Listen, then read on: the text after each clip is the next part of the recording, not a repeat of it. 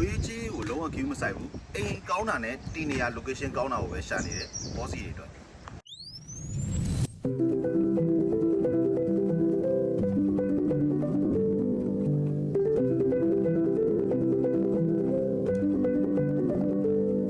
တီနေရအနေနဲ့ကတော့ကျွန်တော်တို့နေပြီးတော့ပုတ်ပတည်မျိုးကျွန်တော်တို့ဝှရှိုးက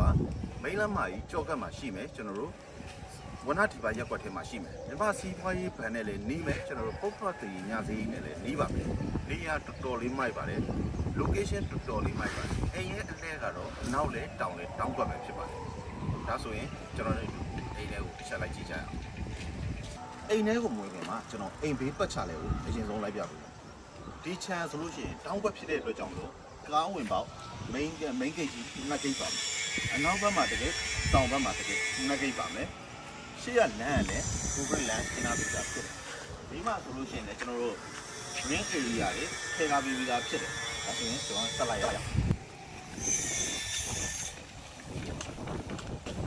ဒီပတ်ချာလဲမှာဆိုလို့ရှိရင်ကျွန်တော်တို့ရေမြောင်းတွေတေချာလေးလုပ်ပေးထားတာကိုတွေ့ရမယ်အုတ်တိုင်းပတ်ချာလဲကိုလည်းတေချာလေးခရပေးပြီးတော့တန်မန်းလေးဆိုလို့ရှိရင်လည်းဒီဇိုင်းလှလေးလုပ်ထားပေးတယ်radar စုချိုးလဲပတ်လဲတက်စင်လေးပေးထားတာတွေ့ရမှာဖြစ်ပြီးတော့ဘေးပတ်ဝန်းကျင်မှာဆိုလို့ရှိရင်လေအသက်တွေတိုက်ကောင်တိုက်လိုက်လူတွေတန့်တာကိုတွေ့ရမှာဖြစ်တယ်ဟိုဘက်မှာဆိုလို့ရှိရင်လေ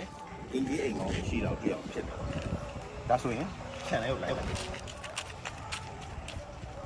ကျဲဝန်းနဲ့ကောင်းဝင်လို့ရမယ်ကားပတ်တယ်လုံးဝဒူးနဲ့တယ်နဲ့လှုပ်ထားပြီးတယ်ကျွန်တော်ဂိတ်တကားလေးဒူးနဲ့တယ်နဲ့ဆိုပေမဲ့ဆွဲရတာတွေ့မယ်ကျွန်တော်ဒါဆွဲတကားဖြစ်ပါတယ်ကားတွေစိတ်ကြိုက်ရက်လို့ရမယ်ကားပါကင် area မိသားစုတွေပဲအချိန်ပြုံးဧည့်သည်လာရဲ့ပဲအချိန်ပြုံးအဆင်ပြေမဲ့ခါဖို့စီရှေးအတွက်တော့စိတ်ပူကြမလို့ဘူးကျွန်တော်တို့ကွန်ပရက်ဆာတွင်ယူထားပေးတယ်ဒီကပေါက်ကနေဝင်လို့ရမယ်ကျွန်တော်တို့ main gate တကားတစ်ခုပါမယ်ဒီကနေဝင်ဟိုဘက်ကနေပြန်ထွက်သွားလို့ရတယ်ဒီဇိုင်းလာလေးပြုလုပ်ပေးထားတဲ့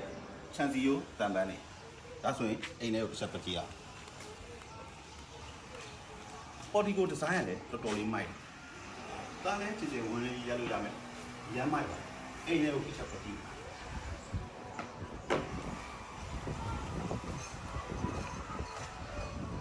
အိမ်ထဲဝင်လိုက်တာလည်းကျွန်တော်တို့ကျိုးတကားကျွန်းကြီးကောင်ကျွန်းပါကြီးကျွန်းစကားကြီး special ပြုလုပ်ပေးထားတာကိုတွေ့ရမှာဖြစ်တယ်ကျွန်တော်တို့မီးအားလည်းတော်လေးကောင်းတာကိုတွေ့ရမှာဖြစ်တယ်ညနေချက်စီရင်ဒီဇိုင်းကတော့ရိုးရိုးရှင်းရှင်းလေးပဲဒီမှာဆိုလို့ရှိရင်ကျွန်တော်တို့ single cam master 3 lane ပေါင်းတာတွေ့ရမှာဖြစ်တယ်ဒါဆိုရင်ကျွန်တော်ဖျားကန်လေးပြတယ်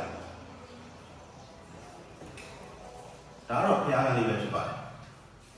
ဒီမှာဆိုလို့ရှိရင်လည်း brand တကားလေးတွေကိုကျွန်တော်တို့သေချာလေးလုပ်ထားပြီးတာကိုတွေ့ရမှာဖြစ်တယ်အမှန်တွေကို special သုံးထားပြီးလို့ daylight တွေနဲ့ ventilation တော်တော်ကောင်းဖျားကန်နဲ့ air ကန်မှာဆိုလို့ရှိရင်ကျွန်တော်ဆွဲထားပြီး pressure ထားပြီးတော့တွေ့ရမှာဖြစ်ပါတယ်ဆက်တော့ပါဒါတော့ကျေဝင်နေစေခိုင်းနေလို့ပြောပါတယ်တော်တော်လေးမိုက်တယ်ညနေချက်စီရင်ဆိုင်လိုရှင်လေးမှာပြီးတော့ပြောမယ် brand ကားတွေကိုမှန်တဲ့ဒေသလေးလောက်ထားပြီးတော့ပြောမယ်မစတာနဲ့ကိုတော့ကြည့်လိုက်ကြဒါတော့မမစတာဖြစ်ပါတယ်ကျွန်တော်တို့ပုံပတ်ဖြစ်နေနေလို့ရအောင်ပြုလုပ်ပေးထားတယ်ဒီမှာဆိုရင်ကျွန်တော်တို့ drop in လေးပြီးတော့ကျွန်တော်တို့နိုင်ရတဲ့ဗီဒီယိုလေးထားရအောင်ပြရလေးချန်ပေးတယ်ဒါတော့ကျွန်တော်တို့ပထမမှာစာတန်းရဲ့ရေချိုးပိုင်းဒေတာပဲဖြစ်ပါတယ်ကျွန်တော်တို့ combat ဖြစ်နေတဲ့ဒေတာလေးလုပ်တာဒါပေမဲ့ဒုတိယမှာစာတန်းလုပ်တာဒါတော့ဒုတိယမှာစာတန်းဖြစ်ပါတယ်ဒုတိယမှာစာတန်းမှာဘာတွေပေါ်သွားမလဲဆိုတော့ကျွန်တော်တို့ရေချိုးကမ်းပဲဖြစ်ပါတယ်ရေချိုးကမ်းမှာကျွန်တော်တို့ပတ်သက်ပြီးပေါင်းလာတာဖြစ်ပါတယ်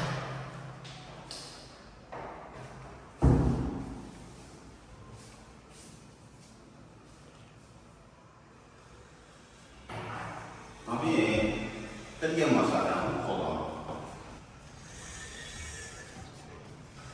ဒီမှာစာတန်းတွေမှာတတိယမှာစာတန်းကတော့အခြေအဝဆုံးလို့ပဲပြောလို့ရမယ်တော်တော်လေးမိုက်တယ်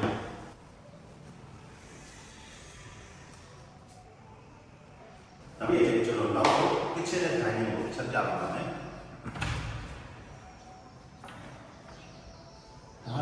kitchen နဲ့ dining ပဲဖြစ်ပါတယ်ကျွန်တော်တို့ kitchen counter ကိုချေချေဝန်းလေးလုပ်ထားပြီးတယ်ကျွန်တော်ကြွေပြားမလေးပဲလေကြွေပြားတွေကိုသုံးထားပြီးတယ်အောက်မှာ kitchen cabinet တွေပေါဝင်အောင်ပါကြွေပြားဆိုလို့ရှိရင် massive ကိုသုံးထားတာတွေ့ရမှာဖြစ်ပါတယ်ဒါကတော့အပြင်ထွက်တဲ့အပေါက်ဖြစ်ပါတယ်တော်တော်လေးမိုင်းပါတယ်ခုဘက်ပြည့်တဲ့ဒေသလေးလုပ်ထားတယ်ကျေဝန်းနဲ့ကဲကမှာဆိုလို့ရှိရင်ကျွန်တော်တို့ interior furniture တွေကိုဒေသလေးထည့်လို့ရအောင်ပြုလုပ်ပေးထားတာကိုတွေ့ရမှာဖြစ်ပါတယ်ဒါဆိုရင်အပြင်လေးဆက်ပြန်သွားဒီရဲ့ခေါ်သေးကတော့ချက်သိန်း1500လိန်ကြီးပဲဖြစ်ပါတယ်။မြေရဲ့ကျဲကပေ80 60ဖြစ်ပါတယ်။မျက်နှာပွင့်60ကိုလှည့်ပြီးတော့တိစောက်ပေးထားတယ်။အနောက်လဲတောင်ဘက်လဲတောင်ဘက်မှာတောင်ဘက်ကိုမျက်နှာမူစောက်ပေးထားတာဖြစ်ပါတယ်။လူချင်းမလို့ပိုင်ဆိုင်မှုကတော့ brand name မျိုးစားဖြစ်ပါတယ်။လူချင်းမလို့စိတ်ဝင်စားရင်ကျွန်တော်တို့ brand home အချက်မျိုးအချိန်မျိုးဆက်ဆက်ဆိုတာမေးမြန်းနိုင်ပါတယ်။အားလုံးကိုကျေးဇူးတင်ပါတယ်။နောက်ဗီဒီယိုမှာပြန်လည်ဆုံတွေ့ပါမယ်။မင်္ဂလာရှိတဲ့မနက်ခင်းလေးဖြစ်ကြပါစေ။